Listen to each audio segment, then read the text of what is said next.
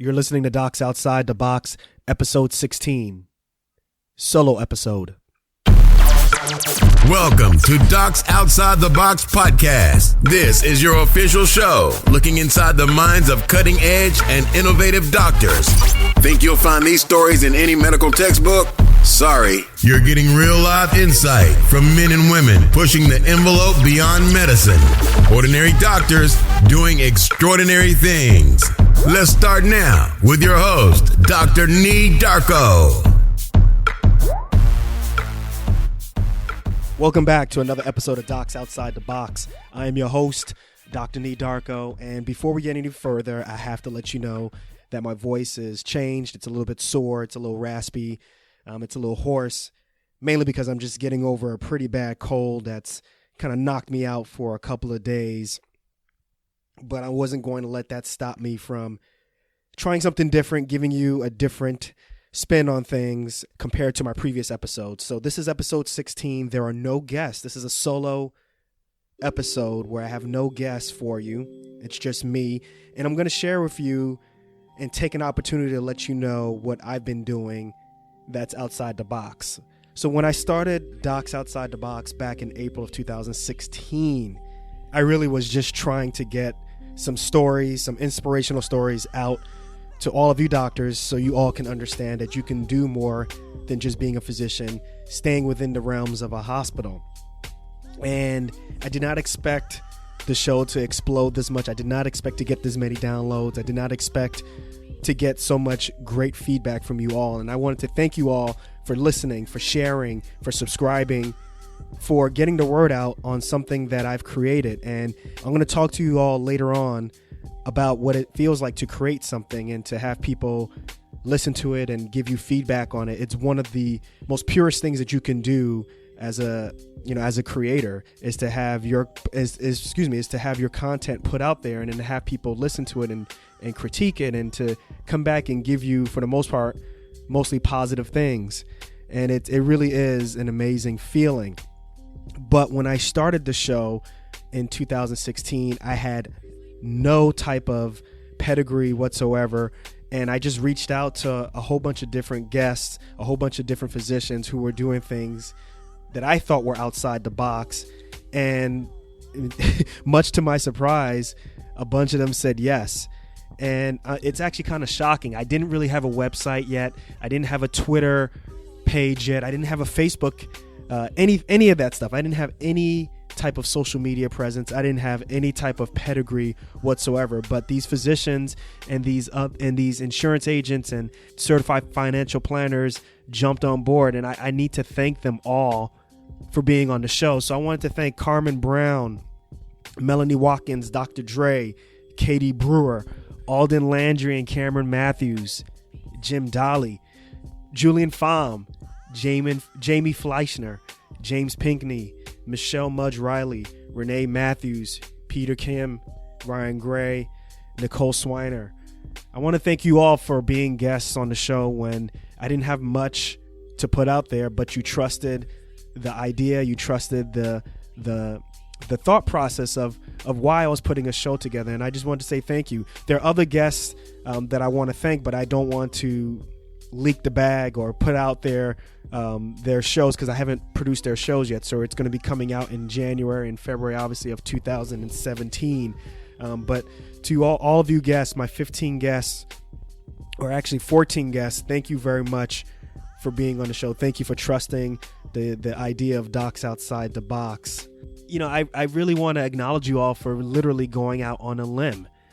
And I've shared stories of what other people have been doing, and I've been living outside the box, and I just wanted to give you a personal anecdote, a personal story, some ideas of what I've been doing, and give you a little bit of a window of what I've been doing with my life. As you all know, I am a trauma surgeon, and I've been putting out the show once or twice a month, averaging about 2 episodes a month, and I'm very open about it. I live within the box during my 2 weeks as a trauma surgeon, and then my other 2 weeks I'm able to do what I want to do, which is primarily working on this show.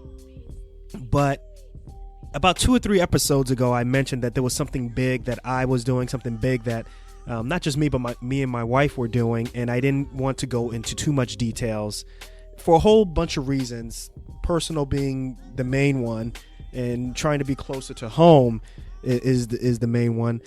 I've decided that I'm actually going to be leaving my job, and I'm going to be striking out on my own as an independent contractor. I'm going to be working as a locums physician. Now, I can go into a whole host of reasons, but long story short, I am moving closer to home. I am going to be working as a 1099 physician. So please refer back to some of the other episodes where we talk about some of the physicians who are doing life as a locums to get more information on that. But this is really big for me, because right after fellowship, I had a hard time finding a job. And on the strength of my wife, who back then was my girlfriend, she recommended that I do locums because I had such a hard time finding a job, going through the negotiation process with different places that I was looking for a permanent job and not having the most positive experience, and then saying I'm going to spend the next 3, 4, maybe even 5 years at this place. So I did locums, and I went all over the United States, basically. I was in Pennsylvania, I was in Minnesota, I was in Idaho, I was all over, and I found a place in Central PA that was my home for the next 4 years, and I've had an amazing time here. It was a great place, but now I think it's time to move on. So in the meantime, I started my own locums company, and it's called Equal Access Health. You can find that at www.equalaccesshealth.net. That's www.equalaccesshealth.net. And I'll put a link on the show notes so you can see this during the podcast. But this is my other foray into living outside the box. This is my opportunity to fill a void that I think is currently right now in the locum tenens company. This is going to be a physician-run locum tenens company where we are physician-centric, and we do more than just what the average locum tenens company does. Go to our website, check it out, find out more. You can contact me via the website, or you can contact me through the normal means that you do, which is docsoutsidethebox, also at gmail.com if you want to find out more information about this website. But this is my opportunity to do something that is scary, unpredictable, and obviously something that I haven't done before. But I've been running this company for at least 6 months now with a lot of success, and I can talk more about that later on, but this is something that I'm extremely proud of. So that's another way that I've been living outside the box. So as 2016 comes to an end, I just want to say that this actually is the culmination of a year in which I themed the year of failure. Back in January, I called 2016 the year of failure for me. And the reason why I said that, and it sounds kind of odd, is because I wanted to be successful. Yeah, think about it. I wanted to be successful, so I decided to call the year of 2016 the year of failure for me. And I've learned through doing a lot of research on different successful people in various walks of life, sports, tech, commerce, whatever you think about it. Most of the people that you know who are extremely successful have had some form of major failure in their life. And I'm learning that in order for me to get to where I wanted to be, which is to bring you this show, which is to make myself more uncomfortable, to make myself a better public speaker, to make myself a better business person, to make myself a better physician, I needed to make myself more comfortable and do things that I'm not used to doing. And in order to get to that point, it's going to take a lot of failure, right? So for example, like you look at Bill Gates, you look at Steve Jobs, you look at Michael Jordan. Even though I'm a Knicks fan, I can't stand Michael Jordan. There are so many different stories that you can grab from not just these three people that I named, but multiple people who have failed, and now they are considered one of the most successful people in their respective sports or businesses. And they've either learned that through failure, they've learned how badly they wanted to succeed, and they practiced and practiced and practiced and got their stuff together and hit it again harder. And they got stronger because of it. So for all of you who are listening, doctors who are sitting on the fence and not sure if you want to jump on your goal, if you want to jump on your dreams because you don't know how to even start at step one, I'm going to leave you with this message. Just do it. All right. If you fail, so what? Pick yourself back up and try again. And think about it. Think about all the naysayers that you're listening to, all the negative things that you're listening to. In order for you to go through medical school, to get through medical school and to get to the point where you're at, you had to not listen to the naysayers. You had to not listen to all the negative information out there.